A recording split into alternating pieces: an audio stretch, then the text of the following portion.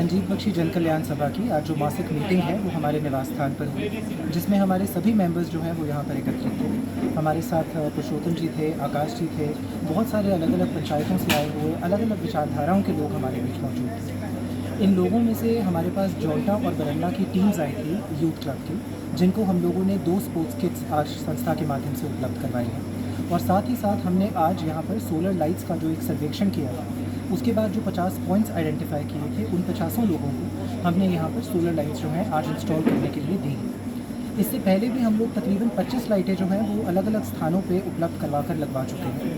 ये लाइट्स जो हैं कि जन सहयोग से लग रही हैं। इसमें लाइट्स हम लोग उपलब्ध करवाते हैं और उनको जो इंस्टॉलेशन का कार्य है वो जिन लोगों ने डिमांड की है वो अपनी ओर से करते हैं। तो हम लोग आशा करते हैं कि इसी तरह के जन सहयोग से किए जाने वाले कार्य जो हैं आगे भी जारी रहेंगे और हम अपनी संस्था के माध्यम से जितने लोगों की मदद करने के लिए हाथ आगे बढ़ा सकते हैं वो अवश्य बढ़ाते रहेंगे। बहुत बहुत धन्यवाद आप सभी का हमें ये। अखिल जी, आपने स्पोर्ट्स किट की बात की है, तो आज तक आप कितनी स्पोर्ट्स किट जो है दे चुके हैं? जी, अगर आज की स्पोर्ट्स 2 जो किट्स हैं उनको मिला लें तो तकरीबन 90 स्पोर्ट्स किट्स जो हैं हम लोग दे चुके हैं। और यदि आप सबका साथ रहा तो जल्दी ये आंकड़ा 100 के पार भी होगा। सिलाई मशीनों की बात की जाए तो वो कितनी? सिलाई मशीनें हम लोग 125 अभी तक दे चुके हैं, लेकिन वो भी अभी तक मैं कहता हूँ कि आधा ही है, बिकॉज हमारे 225 रजिस्टर्ड महिला मंडल हैं और उसके अलावा बहुत सारे ऐसे महिला मंडल हैं जो एक्टिव हैं लेकिन रजिस्टर्ड नहीं हैं। हम लोग उनके साथ भी कनेक्ट करने की कोशिश कर रहे हैं और यदि सब ठीक रहा, यदि हमारे रिसोर्सेज हमें अलाउ करेंगे तो हम जल्द ही महिला मंडलों को सबको सिलाई मशीनें भी आवंटित करने का प्रयत्न करेंगे। लाइब्रेरी की बात की जाए तो उसके बारे में बताइए। लाइब्रेरी जी इस टाइम पे हर पंचायत में है।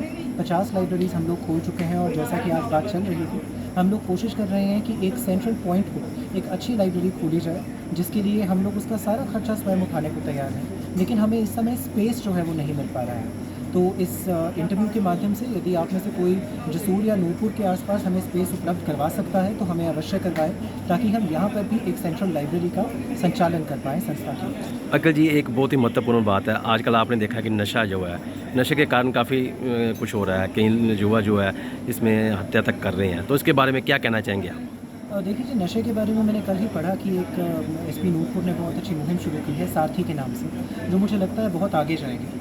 लेकिन जहाँ आप नशे की बात करते हैं वहाँ पर उसकी 2 ही सॉल्यूशंस हैं। अगर हम प्रॉब्लम्स में जाएंगे तो प्रॉब्लम्स तो बहुत हैं। एक लैक ऑफ एजुकेशन है, एक लैक ऑफ एम्प्लॉयमेंट है, रोज़गार नहीं है, जिसकी वजह से बहुत सारे बच्चे जो हैं इन कामों में आगे बढ़ रहे हैं। लेकिन हम लोग अगर सोल्यूशंस की बात करें तो सोल्यूशंस इसके सिर्फ 2 हैं।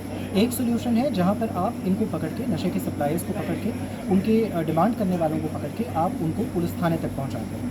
ये कार्य एडमिनिस्ट्रेशन का है, जो मुझे लगता है एसडीएम साहब और एसपी साहब मिलकर बहुत बखूबी निभा रहे हैं, आप सब मीडिया बंधु की सहायता से, जो आप उनको टाइमली इन्फॉर्मेशन प्रोवाइड करते हैं। लेकिन साथ ही साथ जो इसमें एक प्रिवेंटिव कार्य है, ताकि बच्चे जो हैं उस सिचुएशन तक पहुँचे ही नहीं, वो कार्य तब पूर्ण होगा जब हम बच्चों तक उनके हाथ से नशा छुड़ाकर उन तक किताबें पहुँचाएँगे, उन तक खेलने का सामान पहुँचाएँगे, उन तक किसी तरह के रोज़गार के अवसर पहुँचाएँगे। और ये कार्य हम लोग अपनी संस्था के माध्यम से करने का एक छोटा सा प्रयास कर रहे हैं।